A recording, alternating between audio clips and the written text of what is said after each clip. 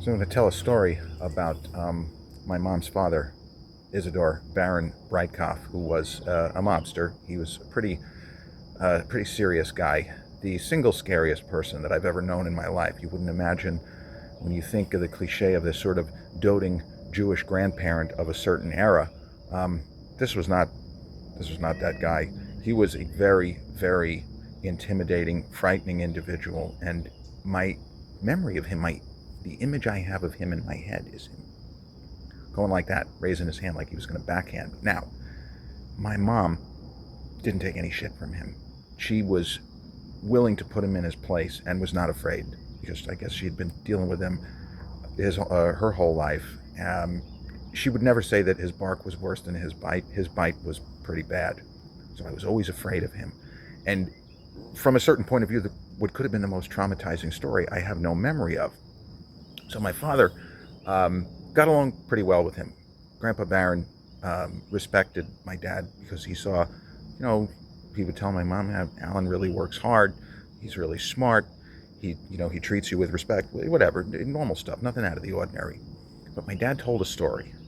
We were living in Massapequa. My parents, again, the generational divide that in their late 20s were able to buy a house with a reasonable mortgage, 1971, 72. Anyway, according to this particular story, I'm about a year old, and my mom's parents, who lived in St. Croix, Grandpa, at a certain point in his mid-level mob career, was shipped off to St. Croix. He had this gas station in Brooklyn, which allegedly was a front for the mob 60 years ago, whatever.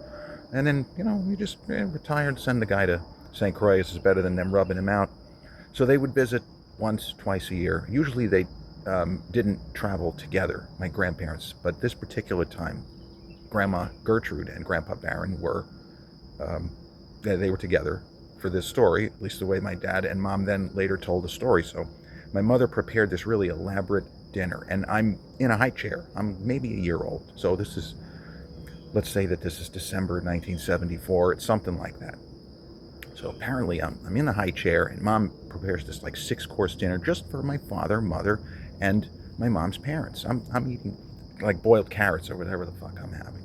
So Mom starts serving the food, and the grandparents are enjoying it. Candy, this is amazing. You're such a wonderful cook. Alan, you're lucky. She's a good cook. All this stuff.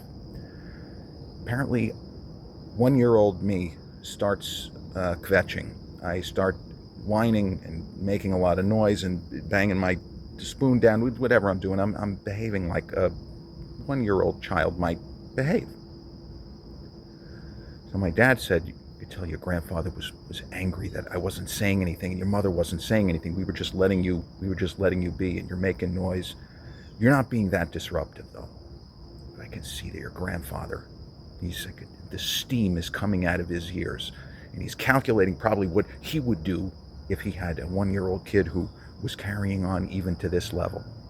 He said, and I could tell that he wanted to say something, and he was looking at your mother, Jer, as if, is this okay? Should I say this? So he did have that edit function, my grandfather, despite his life, despite the fact that I think he broke a lot of legs in his day.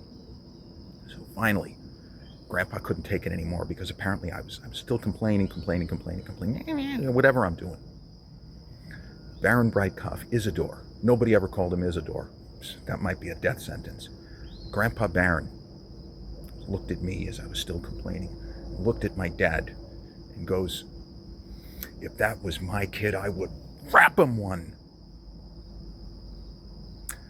You can draw your own conclusions about how appropriate or inappropriate of a response that would be, but I don't doubt for 1 second that left to his own devices, Baron Breitkopf would have hauled off and knocked me right out of my high chair. What do you think?